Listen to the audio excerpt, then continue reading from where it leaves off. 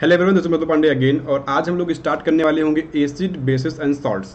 तो last term पे शायद हम लोगों ने जब क्लास किया था तो थोड़ा बहुत डिस्कस किया था, लेकिन बहुत ज़्यादा दिन हो गया है।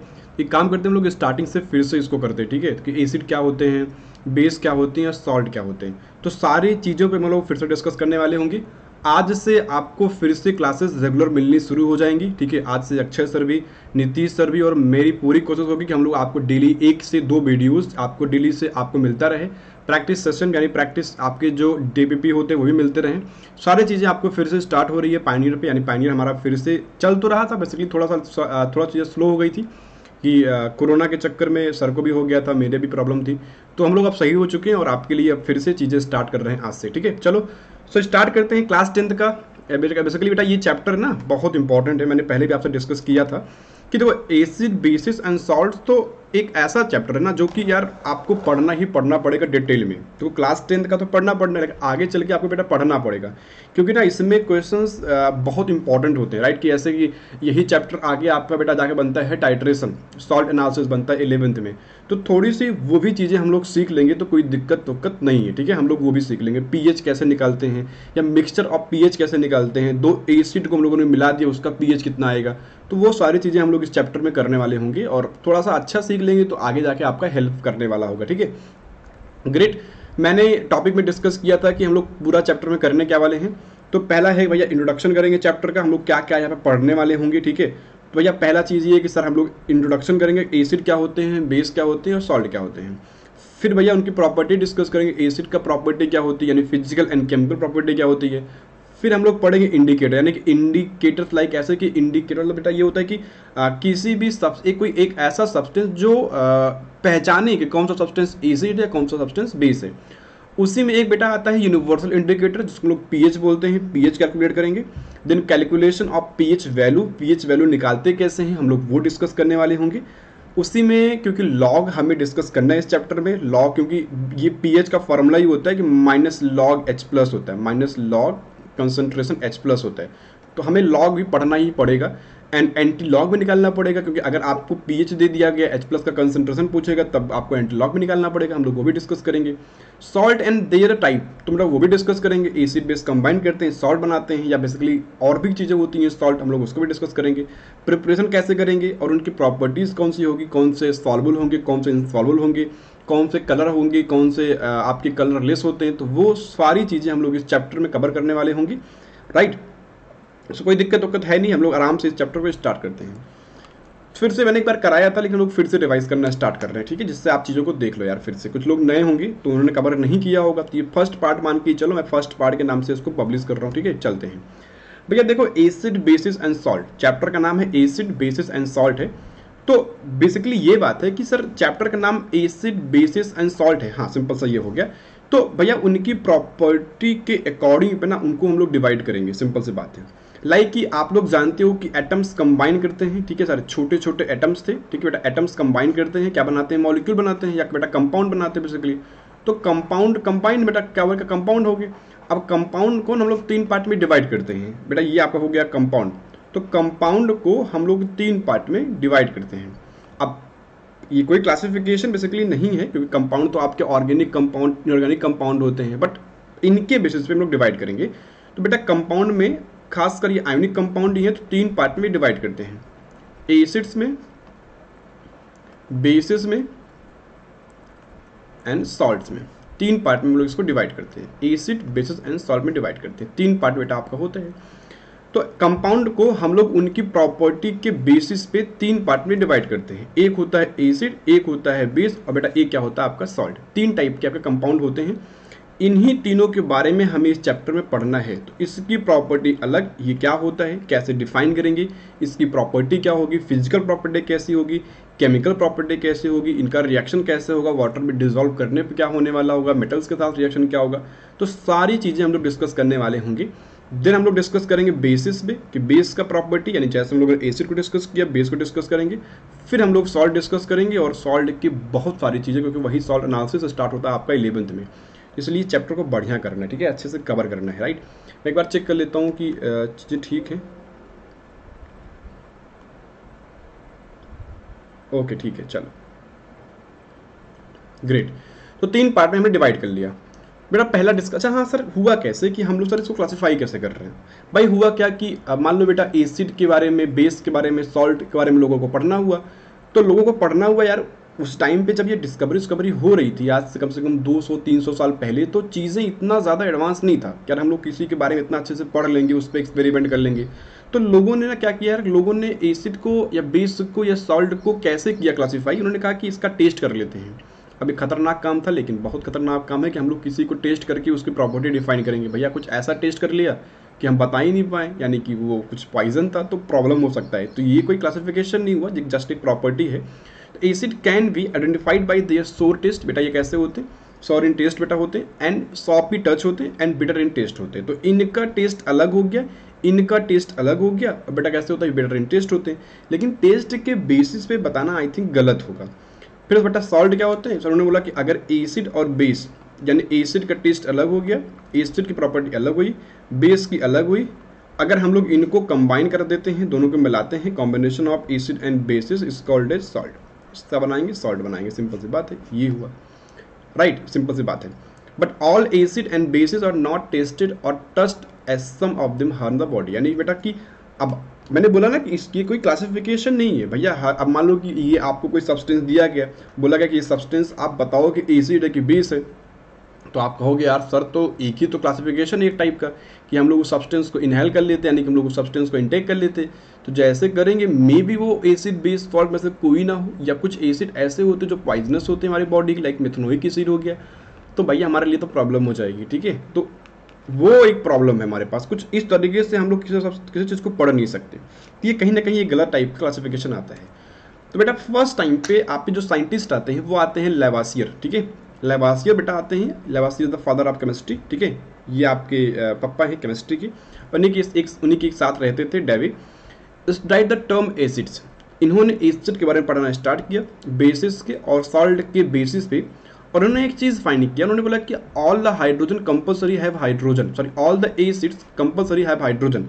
तो इनका कहने का मतलब ये था, इन्होंने ये कहा कि जो भी कंपाउंड के पास ऑक्सीजन दिख गया, सॉरी हाइड्रोजन दिख गया, हाइड्रोजन कंपल्सरी होगा। जिस भी कंपाउंड के पास आपको बेटा दिख गया हाइड्रोजन, HNO3 हो गया, HCl हो गया, H2SO4 हो गया, जिस भी कंपाउंड के पास आपको दिख जाए hydrogen, they all are acid. इनका कहना ये था। लेकिन आज के टाइम पे यार सही थोड़ी ना है। अगर हम लोग बात करेंगे H2O का तो न्यूट्रल होता है, हाइड्रोजन तो यहाँ भी हो गया, राइट, NaOH हो गया है, तो NaOH में भी एसिड हाइड्रोजन है, तो क्या ये दोनों एसिड होते हैं? नहीं, ये तो न्यूट्रल होते हैं सर, ये तो न्यूट्रल होते हैं।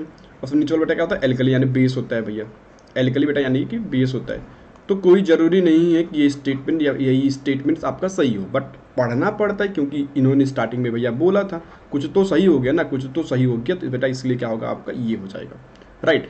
तो ऐसे इन्होंने बेस के लिए बोल दिया। इन्होंने बेस के लिए क्या बोला, इन्होंने बोला कि all the bases are either metallic oxide या मेटेलिक हाइड्रोक्साइड। उन्होंने बोला कि जितने भी मेटेलिक ऑक्साइड होंगे, मेटल्स के साथ ऑक्सीजन, लाइक Na2O हो गया, मैंने Na2O क्यों लिखा होगा, बैलेंसी के लिए। MgO कितना हो गया बेटा, मैग्नीशियम ऑक्साइड हो गया। Al2O3 बेटा कितना हो गया, एल्युमिनियम ऑक्साइड हो गया। ठीक है, ये मेटेलिक ऑक्साइड हो गए। मेटेलिक हाइड्रोक्साइड बेटा कितना होगा, NaOH होगा। ठीक है, NaOH हो गया।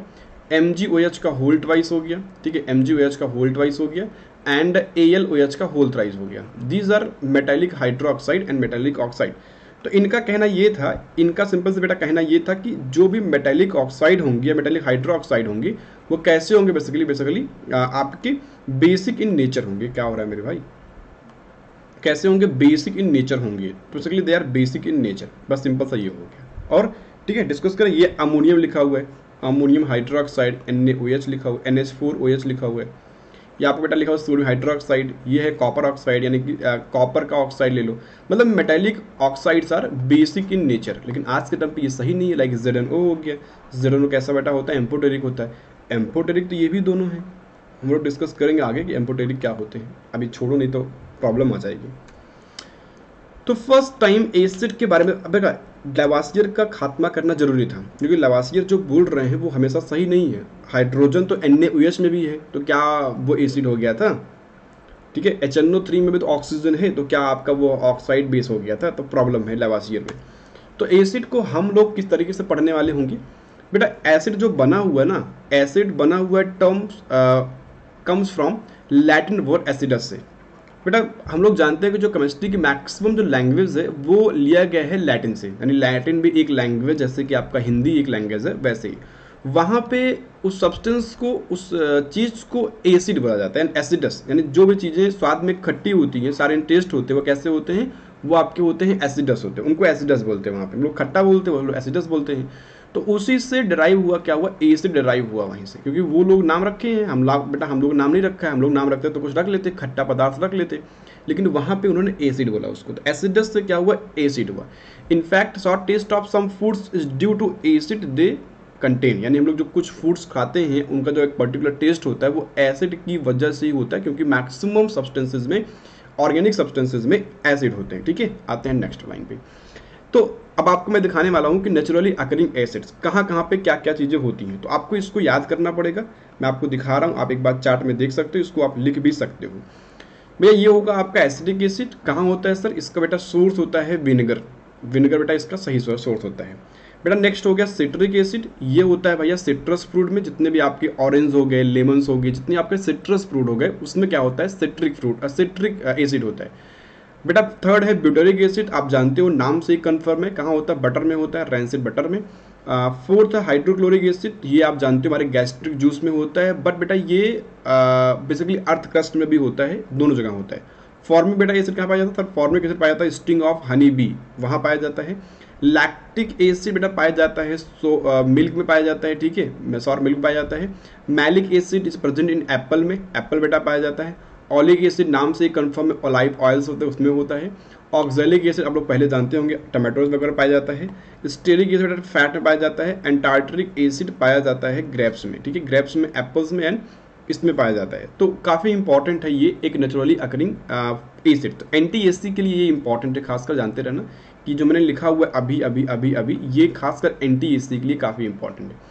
एंटी में यहाँ से क्वेश्चंस लगभग पूछे गए हैं, ये क्वेश्चन ये और एक क्वेश्चन ये कि एम्पोटेरिक होते हैं, ये तीनों एम्पोटेरिक है, ये और ये तीनों एम्पोटेरिक है, ये क्वेश्चन काफ़ी ज़्यादा पूछा जाता है। यानी बेटा एम्पोटेरिक का मतलब होता है कि the substance which react both acidic as well as base, दोनों की प्रॉपर्टी जो रखता होगा उसको हम लोग एम्पोटेरिक बोलते हैं।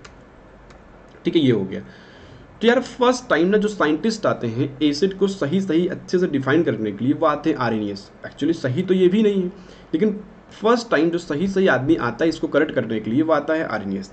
आर्हेनियस ने कहा कि यार मैं एसिड को, बेस को और सॉल्ट को डिफाइन कर लूँगा। लोगों ने बोला कैसे डिफाइन करोगे, इन्होंने कहा एक काम करो ना, एक काम करो कि एसिड वो होंगे, हम लोग एक काम करो, उन्होंने कहा कि शायद मैं दिख नहीं रहा होगा आपको, मैं थोड़ा सा इस पे कवर किया हूँ, तो उन्होंने कहा एक काम करो, अगर हम लोग एसिड को डिफाइन करना हुआ तो हमें क्या करना पड़ेगा, पहले आना पड़ेगा पानी, और हम लोग कोई एसिड लेंगे जिनको हमें लगता है एसिड है, तो हम लोग क्या करेंगे, उस पानी में डिजोल्व करेंगे, उस पानी हम लोग डिजोल्व कर लेंगे। तो बेटा हमने क्या ऐड किया, हमने ऐड किया HCl, आप देख रहे हैं बेटा HCl ऐड किया हुआ है। HCl जैसे ही ऐड करेंगे HCl आयोनाइज्ड हो जाएगा और H+ में और Cl- में कन्वर्ट हो जाएगा एक्वा सोल्यूशन में। जैसे ही H+ टूटेगा वो जाके वाटर के साथ कंबाइन कर लेगा, बेटा क्या बनाता है, H3O+ बना लेगा, हम लोग इसको बोलते हैं हाइड्रोनियम आयन बोलते हैं। क्या बोलेंगे, हाइड्रोनियम आयन बोलेंगे। तो उनका कहना ये था कि एसिड्स आर दोज अगर on dissolving into water they give H+ ion and after that they combine with H2O and form hydronium ion, H3O+ बनाते होंगे।